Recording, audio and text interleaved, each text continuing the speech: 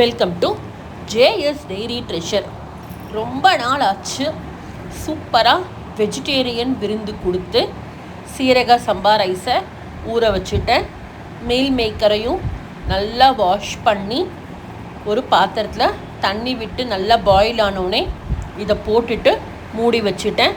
இப்போ நான் பண்ணுறது எல்லாமே பார்த்திங்கன்னா ப்ரிப்பரேஷன் தான். இதெல்லாம் நம்ம பண்ணி வச்சிட்டோம் அப்படின்னா ஃபைனல் ப்ராசஸ்க்கு ரொம்ப ஈஸியாக இருக்கும். பன்னீரை வச்சும் இன்றைக்கி ஒரு டிஷ் பண்ண போகிறேன். அதுக்கு பன்னீர் நல்லா பார்த்திங்கன்னா இன்றைக்கி கடையில் வாங்கின பன்னீர் தான். அதை எடுத்து க்யூபாக கட் பண்ணிட்டேன். மேரினேஷனுக்கு மிளகா பொடி, மஞ்சள் பொடி, உப்பு, நல்ல தயிர் எல்லாத்தையுமே ஒன்றா மிக்ஸ் கொடுத்துட்டு பன்னீர் க்யூப்ஸையும் அதில் போட்டு நல்ல ஒரு அரை மணி நேரத்துக்கு மேரினேஷன் வச்சிடலாம் அப்படின்ட்டு ஓரமாக வச்சுட்டேன். இன்றைக்கி பார்த்திங்கன்னா பிரியாணி மாதிரி தான் பண்ண போகிறேன். ஸோ அதுக்கு தொட்டுக்கிறதுக்கு வெள்ளரிக்காய் போட்டு ஒரு ரைத்தா மாதிரி பண்ண போகிறேன். அதுக்கு வெள்ளரிக்காவை எடுத்துகிட்டு தோல் சீவிட்டு நல்லா கிரேட் பண்ணிட்டேன். பச்சை மிளகா, உப்பு, தயிர் போட்டுட்டு நல்லா எல்லாத்தையும் ஒன்றா மிக்ஸ் கொடுத்துட்டு ஓரமாக வச்சுட்டேன். இன்னுக்கு பிரியாணிக்கு பார்த்திங்கன்னா பட்டாணியை நல்லா வாஷ் பண்ணி எடுத்து வச்சுட்டேன். புதினா, கொத்தமல்லி, இஞ்சி, பூண்டு, கொஞ்சமாக பன்னீரை அதுலேருந்து எடுத்து இந்த மாதிரி கட் பண்ணியும் வச்சுருக்கேன். காய்கறி எல்லா காய்கறி இது கூட இன்றைக்கி காலிஃப்ளவர், மஷ்ரூமையும் ஆட் பண்ணியிருக்கேன். நம்ம ஈரோ டபராவை எடுத்தாச்சு. அதுக்குள்ளே இஞ்சி பூண்டு பேஸ்ட்டையும் ரெடி பண்ணிட்டு வந்துட்டேன். ஃபஸ்ட்டு இன்றைக்கி பன்னீரை நல்லா வறுத்துக்க போகிறேன். அதே மாதிரி காலிஃப்ளவர், மஷ்ரூமையும் வறுத்துக்கிட்டேன். உருளைக்கிழங்கு நூக்கோல் போட்டிருக்கேன், அதையும் வறுத்துக்கிட்டேன். இந்த மாதிரி வறுத்து ஒரு வாட்டி பிரியாணி பண்ணி பாருங்கள், அவ்வளோ எம்மியாக இருக்கும். அப்புறம் வெங்காயத்தை போட்டுட்டேன். மற்ற பிரியாணி ஸ்பைசஸ் எல்லாத்தையுமே போட்டுட்டு நல்லா வதக்கட்டேன். வெங்காயம் நல்லா வதங்கட்டும். ஸோ அது வரைக்கும் நம்ம வெயிட் பண்ணலாம். அது கூட இஞ்சி பூண்டு பேஸ்ட்டு, புதினா, கொத்தமல்லி, நல்லா வெங்காயம் வெந்தோடனே தக்காளியும் போட்டுட்டு மற்ற காய்கறியெல்லாம் போட்டு நல்லா வதக்கிட்டேன். தேவையான அளவுக்கு உப்பை போட்டுட்டேன், தயிரை போட்டுட்டேன். இது கூடவே பார்த்திங்கன்னா நான் இன்றைக்கி 3 டம்ளர் அரிசி எடுத்திருக்கேன்.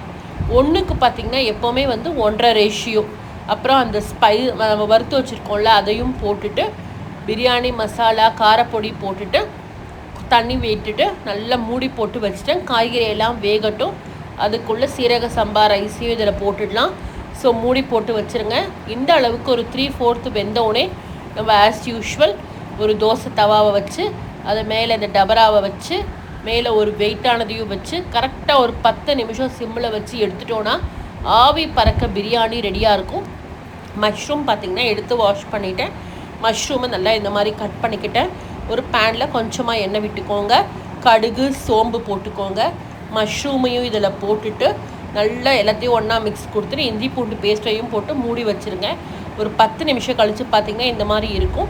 காரப்பொடி, மஞ்சள் பொடி, உப்பு போட்டுட்டு கருவேப்பிலையை போட்டுட்டு நல்லா பார்த்திங்கன்னா இறக்கிட்டிங்கன்னா சூப்பராக இருக்கும் இந்த மஷ்ரூம். கண்டிப்பாக ட்ரை பண்ணி பாருங்கள். அதே மாதிரி மீல் மேக்கரும் பார்த்திங்கன்னா எனக்கு நல்லா வெந்துடுச்சு. இதை பாதியாக கட் பண்ணிப்பேன். உப்பு, மஞ்சள் பொடி, கொஞ்சமாக ரசப்பொடி போட்டுக்கோங்க, டேஸ்ட்டு சூப்பராக இருக்கும்.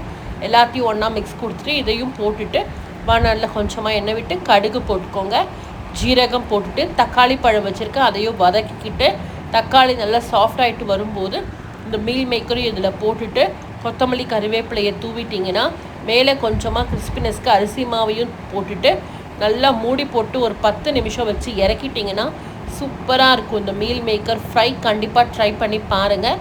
அதுக்குள்ளே எனக்கு பன்னீரும் நல்லா மேரினேட் ஆகிடுச்சு. அவ்வளோதான்.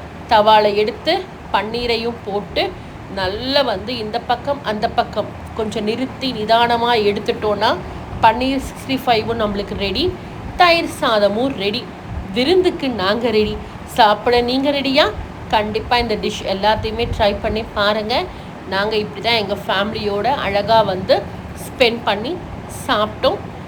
இந்த வீடியோ உங்கள் எல்லாருக்குமே யூஸ்ஃபுல்லாக இருக்கும்னு நினைக்கிறேன். கண்டிப்பாக இந்த டிஷ்ஷஸ் எல்லாத்தையுமே ட்ரை பண்ணுங்கள். டேக் கேர், பாய்.